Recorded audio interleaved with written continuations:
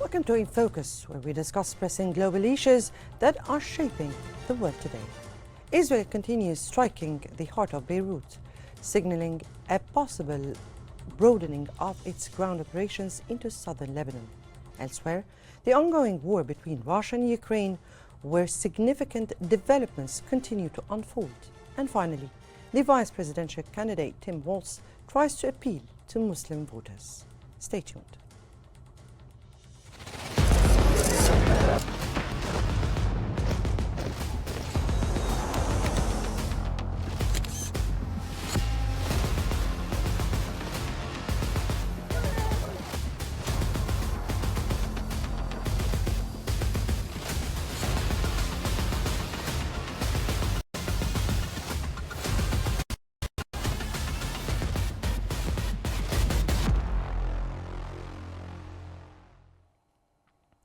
We are witnessing an alarming escalation in Lebanon as Israeli airstrikes and ground operations intensify in southern Beirut.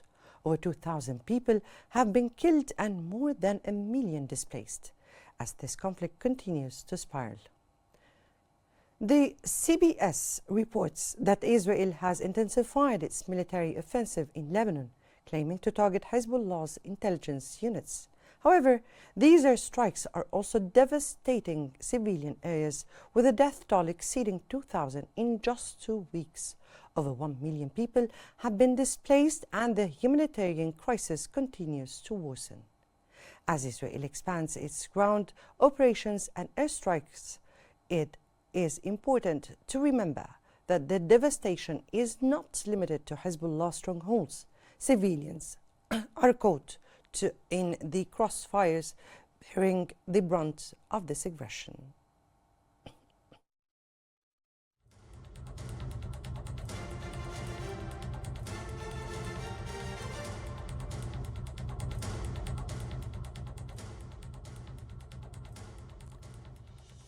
To discuss these developments, we are honoured to have with us Lord Tariq Ahmad, former British Minister of State for Middle East and North African Affairs, who will share his insights on the unfolding situation. Lord Ahmad, good evening to you, sir. Good evening. Pleasure to join you. Thank you so much. Now, Israel's airstrikes have become more frequent with a focus on Hezbollah leadership. What do you make of Israel's current military strategy and its potential implications for the region? Well, if I may just put some context on this, if we go back, it's almost a year to the date of the 7th of October attacks by Hamas on Israel. And then subsequently what we saw was, and the continue to see, is the war on Gaza. We have seen displacement of incredible amounts of people, first and foremost within Gaza, where more than 90% of the population is now displaced. That's 1.9 million people. As you said in your introductory remarks, another million in Lebanon, 2,000 dead now in Lebanon. And of course, the implications from the 1,200 who were killed in Israel.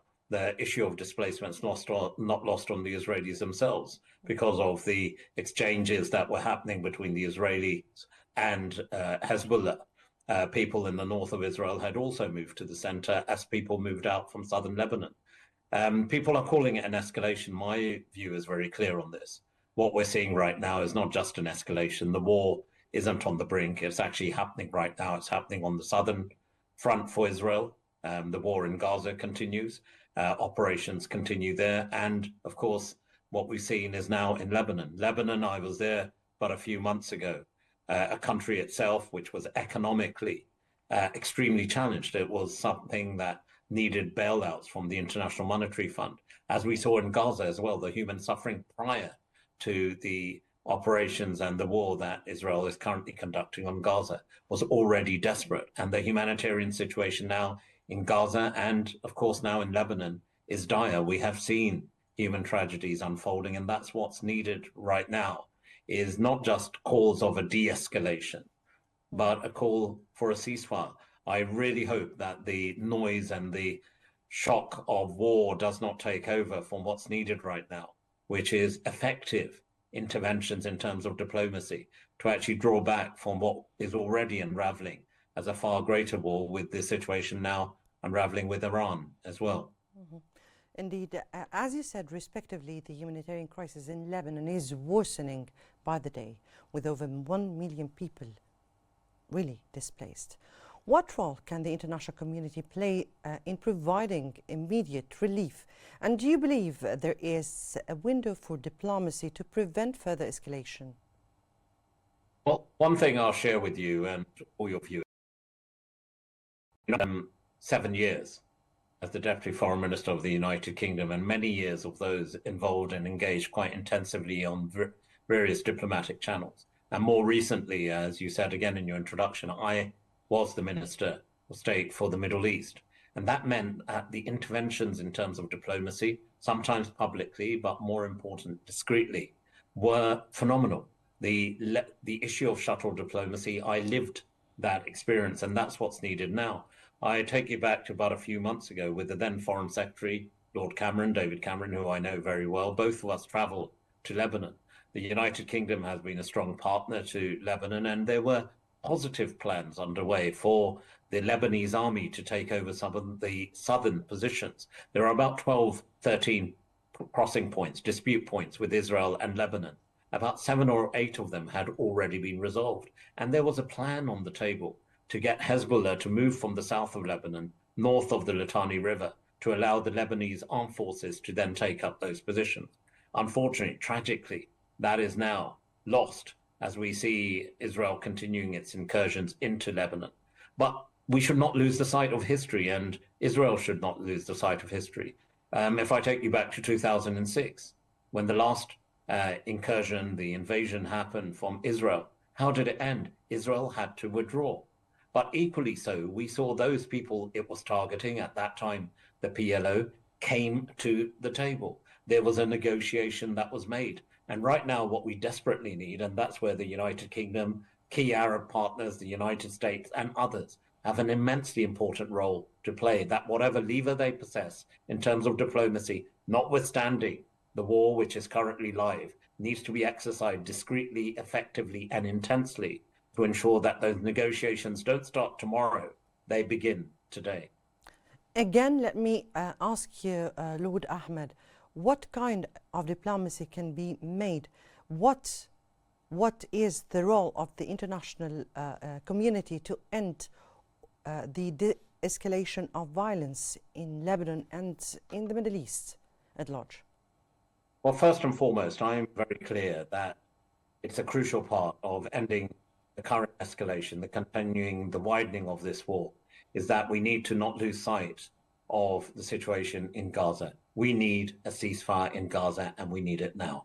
And there, the international community, whether it's through the United Nations, the United Kingdom is a P5 member, as we've done before, is to work with partners to ensure that the diplomatic pressure on those who have influence over Hamas, such as Qatar and Egypt and indeed Turkey, and those who have influence over Israel, that includes many Western countries, including the United Kingdom and most importantly, the United States, ensure that those channels are exercised fully and that there are levers available to us, sometimes discreetly, and that's where it's most effective, to ensure that people do come to the table to bring that conflict to an end, because that is now a trigger for what we're seeing is a widening war.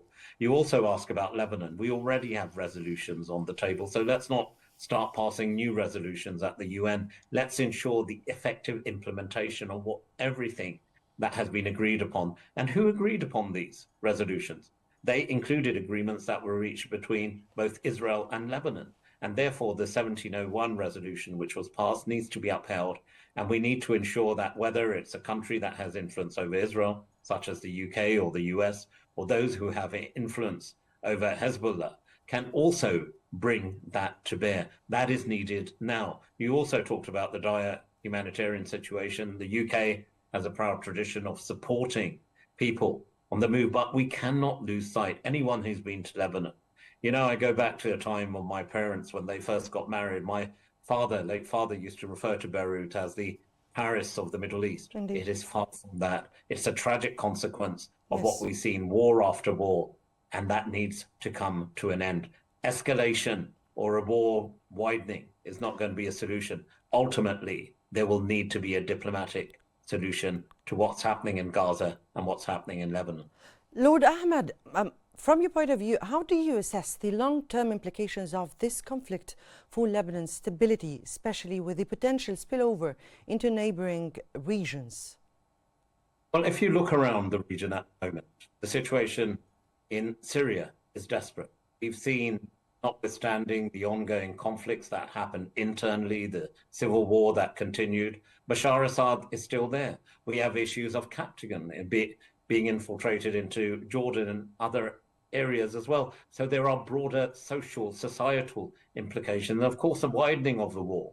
And as we're currently looking with, one hopes that there will be restraint shown by Israel in what it does next when it comes to the situation with Iran.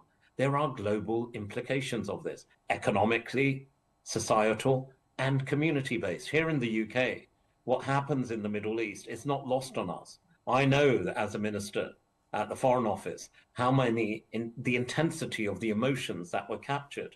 And I always use this phrase, and I don't use it lightly, that what happens in the Middle East doesn't stay in the Middle East from a community perspective, from a faith perspective, and indeed an economic perspective. And we need to ensure that what Lebanon is currently going through, and as I said earlier, it was going through an economic crisis. I remember being and sitting with Prime Minister McCarthy, and one of the issues we talked about, and with Foreign Minister Abu Habib, was specifically on the role of the IMF, the need for good governance in Lebanon to ensure the assurances the International Monetary Fund needed was supported in terms of the economic support Lebanon needed then. The situation is far more dire now. People will be implicated, not just in Lebanon, but as you suggest, in the wider region. And that's why we need these diplomatic interventions to be exercised fully now. Yes, war is happening. Yes, so Lord Ahmad, as you said here, respectively, if the war spill over, or if there is a kind of broadening to the conflict in the whole region, how will that reflect on the whole region? How will that reflect on the whole world at large? Well, I've already referred to that.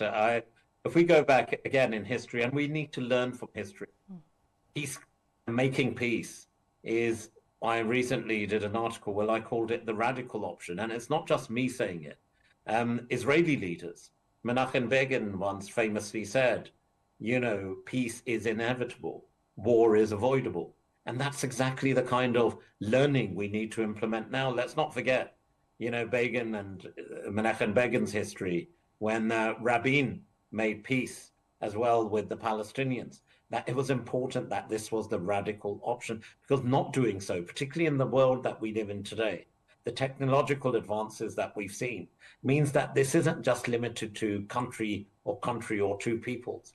These wars have implications not just for the Middle East. The widening of them all has, as I've alluded already, from a pure economic perspective. Let's take that angle. The issue of oil and resources for the whole world have an implication.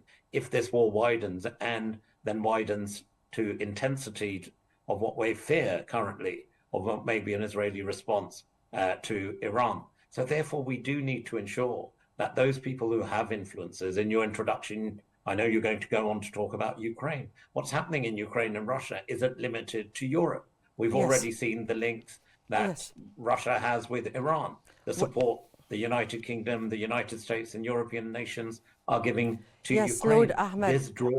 These crises draw indeed, we'll be speaking about Ukraine in this upcoming segment. Lord Ahmad, we thank you so much for sharing your valuable perspective on this critical issue. And as Lebanon remains in a state of turmoil, we will continue to monitor the situation very closely. We turn to the ongoing war between Russia and Ukraine, where significant developments continue to unfold. As of today, October 4th, 2024, Russian forces have captured the strategic town of Volhyda after an 18-month battle, while Ukrainian defenses are engaged in intercepting relentless drone attacks.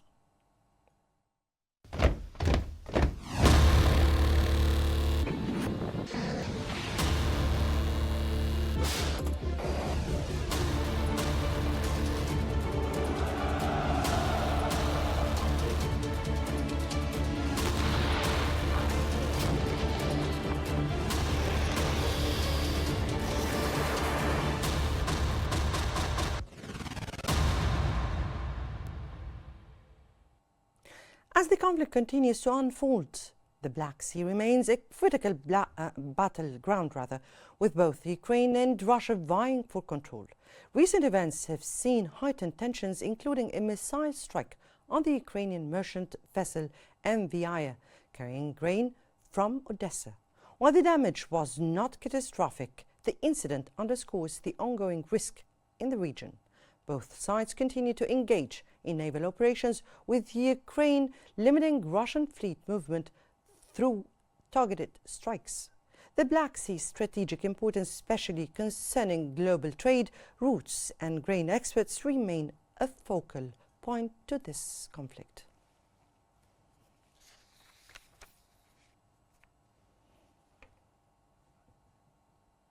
And we're joined from Moscow by Dr. Olga Krasniak, Professor of International Relations, to help us analyze these latest events and the broader implications. Dr. Krasniak, good evening to you. Good evening. Right, Russia's capture of Volhyda after such a prolonged battle is a significant shift. What strategic advantages does this town offer, and how will this development affect the wider conflict? Indeed, after a very long battle, so Russia captured this city. But we need to understand that despite of these long months of battle, of this offensive operation, Russia does its strategic approach. Meaning here, we are not fighting with civilians. We are fighting with Ukrainian army, and Ukrainian army is supported by Americans and Europeans. So, and it's like a totally different way and strategy and tactics comparison, let's say, Israeli, what they're doing in Gaza and now in Lebanon. So, and in this case, moving forward towards a Russian strategic initiative, so it's important for us just to go even further.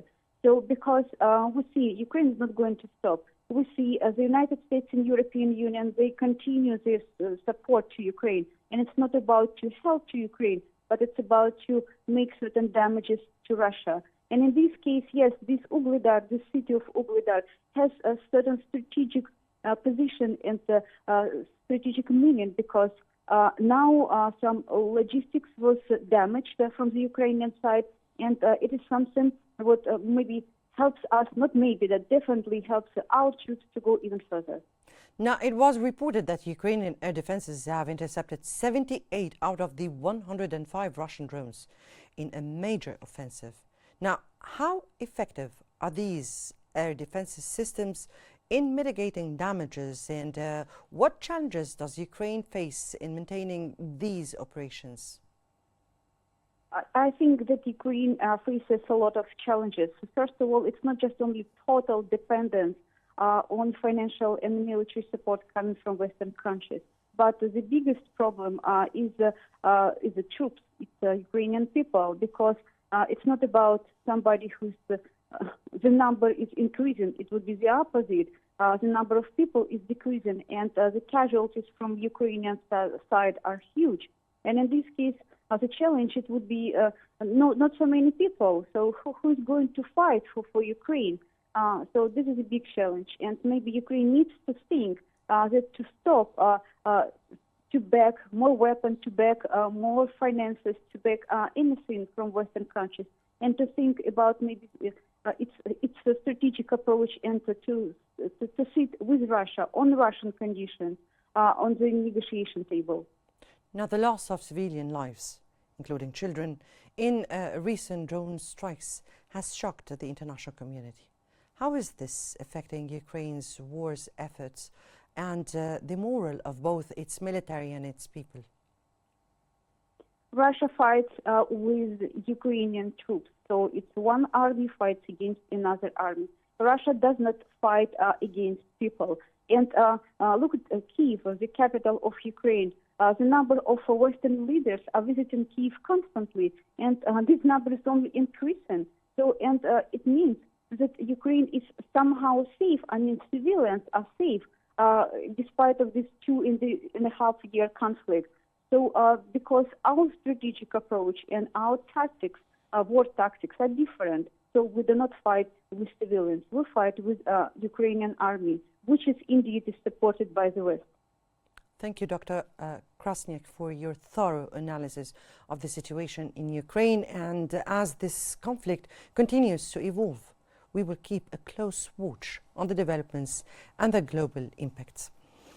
And now we move to the latest in the campaigning for the US elections, where the Democratic vice presidential candidate Tim Walz tries to appeal to Muslim voters in a final push to engage them. Walz called for the end of the war in Gaza.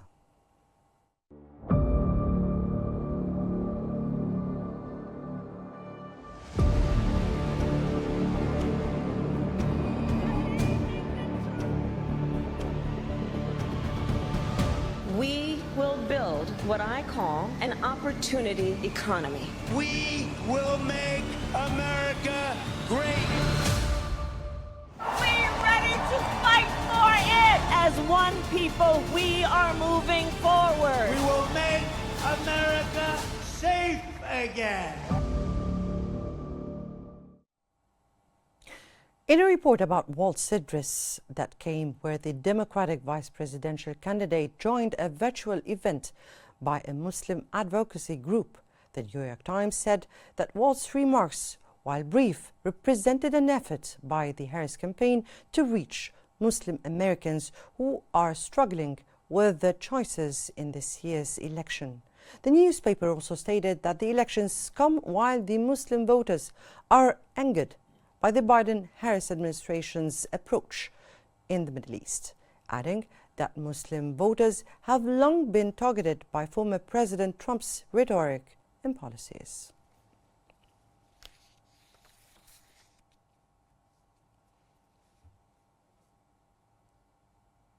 Providing more analysis on the current developments and updates about US elections from Washington, Ambassador Richard Schmier, an American diplomat.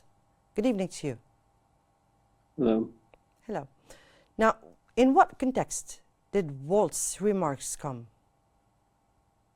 Well, since October 7th of last year, the U.S. has engaged with the region, with Israel, with the Arab states, to try to end the war between Israel and Hamas.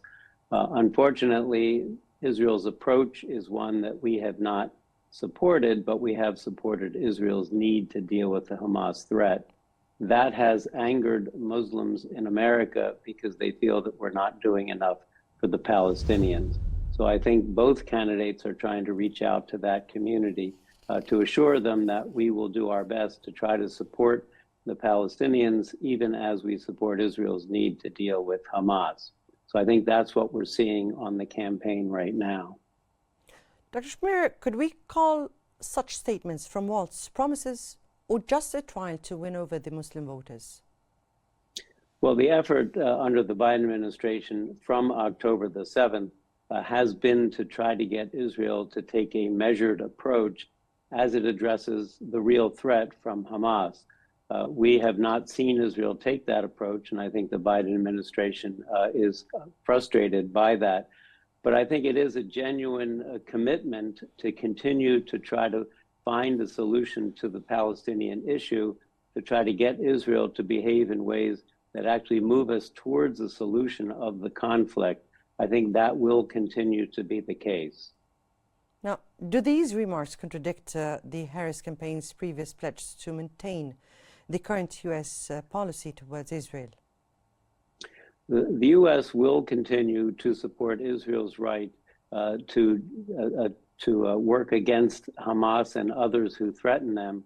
But the U.S. also wants to see Israel take a long-term approach to resolving the conflict with the Palestinians.